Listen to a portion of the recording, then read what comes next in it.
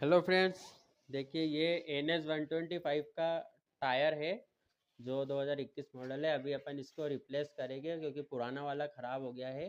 ये इसका नंबर है, ये अपने को 190-17 का है, जो कि अपने को ये मार्केट में 1900 का पड़ा है। ये अभी हम आपको बताएंगे ये पूरा इसको रिप्लेस करके ये कैसा लगता है। पूरा ख़राब हो गया ये वाला, तो अभी अपन इसको चेंज करके ये वाला लगाएंगे।